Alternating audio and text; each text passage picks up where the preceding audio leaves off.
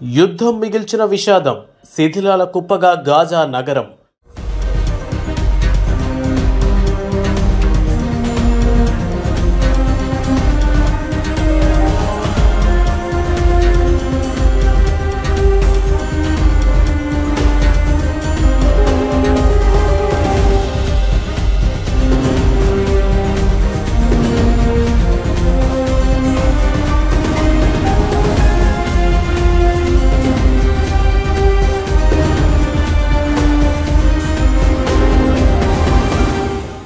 Gaza strip ప్రపంచంలోనే చిన్న భూభాగమైనప్పటికీ అత్యంత జనసాంద్రత ఉన్న ప్రాంతాల్లో ఇది ఒకటి.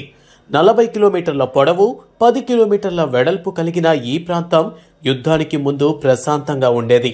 గాజా నగరంలో ప్రతి చదరపు కిలోమీటర్కు సుమారు 5,700 మంది ప్రజలు నివసిస్తున్నారు. అనేక శతాబ్దాల చరిత్ర కలిగిన ఈ పట్టణం ఇప్పుడు ఇజ్రాయెల్ దాడులతో శిథిలాల కుప్పగా మారిపోయింది. గత కొన్ని నెలల్లో జరిగిన యుద్ధం గాజా నగరాన్ని పూర్తిగా ధ్వంసం చేయడంతో పాటు ప్రజలను వేదన భరితంగా మార్చింది.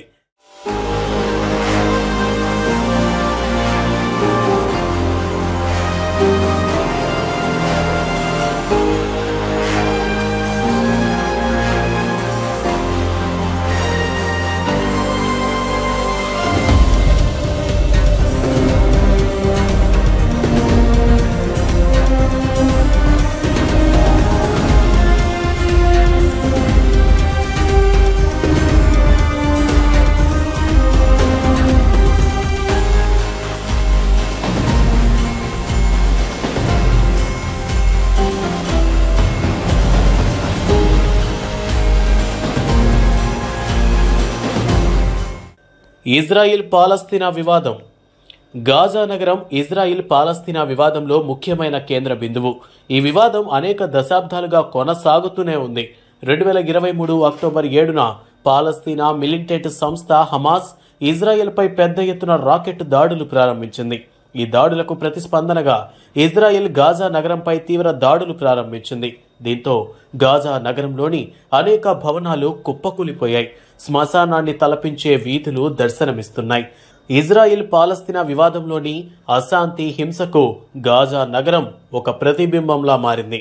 ప్రపంచం మొత్తం ఈ దృశ్యాలను చూస్తూ షాక్కు గురైంది. ఇజ్రాయెల్ దాడిలో గాజాలోని అనేక భవనాలు కుప్పకూలిపోయాయి. ఎక్కడ చూసినా పాత శిథిలాలు, శ్మశానాన్ని తలపించే వీధులు దర్శనమిస్తున్నాయి.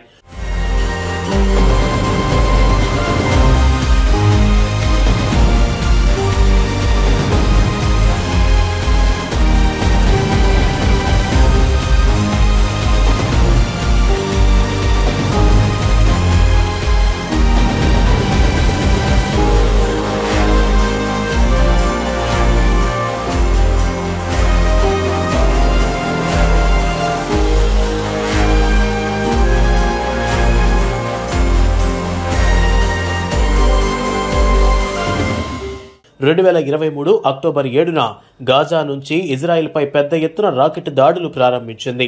ఇజ్రాయెల్ వెంటనే సైనిక చర్యలు తీసుకోవడం ప్రారంభించింది. ఈ కాలంలో గాజా ప్రాంతంలో అత్యంత తీవ్రమైన ఎయిర్ స్ట్రైకులు, ఆఫెన్సివ్ ఆపరేషన్లు జరిగాయి. ప్రస్తుతం గాజా పూర్తిగా ధ్వంసమైంది.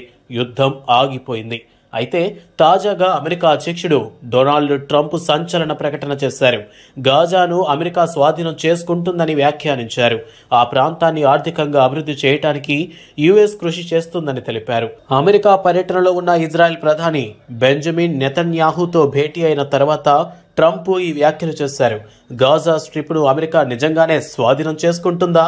అదే జరిగితే గాజాలో ఏం జరుగుతుంది తెలియాలంటే మరికొన్ని రోజులు వేచి చూడాల్సిందే.